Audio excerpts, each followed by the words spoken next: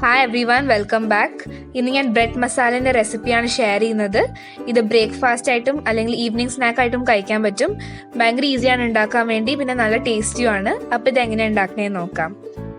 ഒരു പാനിലേക്ക് 1/4 teaspoon butter അല്ലെങ്കിൽ നെയ്യ് ചേർത്ത് കൊടുക്കാം. ഇത് നല്ലോണം ഒന്ന് സ്പ്രെഡ് ചെയ്തിട്ട് ഞാനിവിടെ 8 സ്ലൈസസ് ഓഫ് ബ്രെഡ് എടുത്തിട്ടുണ്ട്.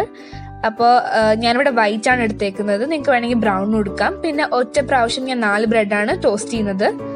അത് കഴിഞ്ഞിട്ട് നമുക്ക് ഈ ബ്രെഡ് ഒന്ന് മുറിച്ചെടുക്കണം. അപ്പോൾ ഇത് നല്ലോണം ടോസ്റ്റായി വരണം, നല്ല ക്രിസ്പി ആയിട്ട് ഉണ്ടാവണം, പക്ഷെ കരിഞ്ഞൊന്നും പോകരുത്. അത് കഴിഞ്ഞിട്ട് ഈ ഒരു സൈസിൽ മുറിച്ചെടുക്കുക. പിന്നെ ഒരു പാനിലേക്ക് 1 ടേബിൾ സ്പൂൺ ബട്ടർ ചേർത്ത് കൊടുക്കാം. പിന്നെ ഇതിന്റെ കൂടെ ഒരു 1/4 ടീസ്പൂൺ ഓയിലും കൂടി ചേർത്ത് കൊടുക്കാം. അതാകുമ്പോൾ ബട്ടർ ബേൺ ആവില്ല. ഇതിലേക്ക് 2 പച്ചമുളക് ചെറുതായിട്ടൊന്ന് അരിഞ്ഞിട്ട് ചേർത്ത് കൊടുക്കാം. ഇത് നല്ലോണം ഒന്ന് മിക്സ് ചെയ്തെടുക്കുക.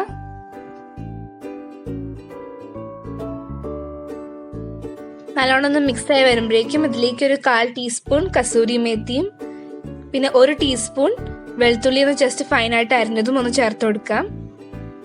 അപ്പോൾ ഇതൊക്കെ കൂടി ഒന്ന് നല്ലോണം മിക്സ് ചെയ്യണം. ആ വെളുത്തുള്ളിക്കിന്റെ ഒരു പച്ചമണമൊക്കെ പോകുമ്പോഴേക്കും ഇതിലേക്ക് ഒരു വലിയ സവാള എടുത്തിട്ടുണ്ട്.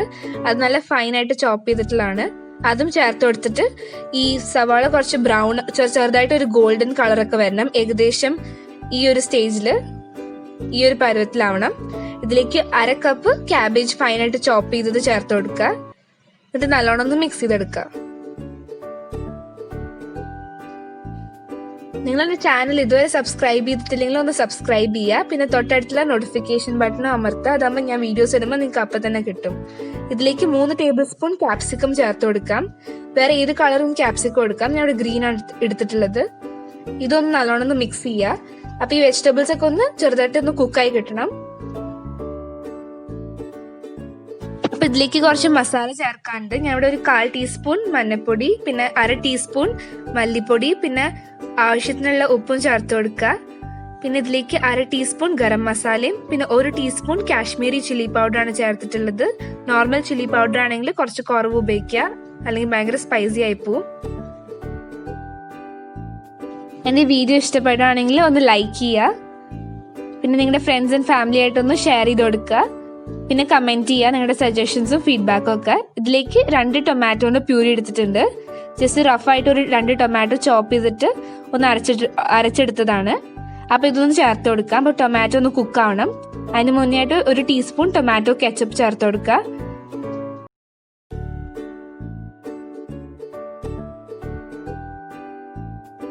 അപ്പോൾ ടൊമാറ്റോ ഒക്കെ ഒന്ന് കുക്കായി വരുമ്പോഴേക്കും ഇതിലേക്ക് 2 ടേബിൾ സ്പൂൺ മല്ലിയില നല്ലോണം ഫൈനായിട്ട് ചോപ്പ് ചെയ്ത് ചേർത്ത് കൊടുക്കുക. അപ്പോൾ ഇത് മസ്റ്റാണ്. ഇത് ചേർത്ത് കൊടുക്കുമ്പോൾ നല്ലൊരു ഫ്ലേവർ തന്നെയാണ് കിട്ടുക. അപ്പോൾ സ്കിപ്പ് ചെയ്യാതെ ചേർക്കുക. അത് കഴിഞ്ഞിട്ട് നല്ലോണം ഒന്ന് മിക്സ് ചെയ്തെടുക്കുക.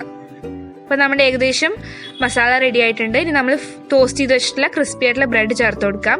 ഇത് ക്രിസ്പി ആക്കണത് നമ്മളിതിൽ മിക്സ് ചെയ്യുമ്പോൾ സോഗി ആവാതിരിക്കാൻ വേണ്ടിയാണ് ഇത് ക്രിസ്പി ആക്കണത്. അത് കഴിഞ്ഞിട്ട് ഒന്ന് പതുക്കെ മിക്സ് ചെയ്ത് കൊടുക്കാം.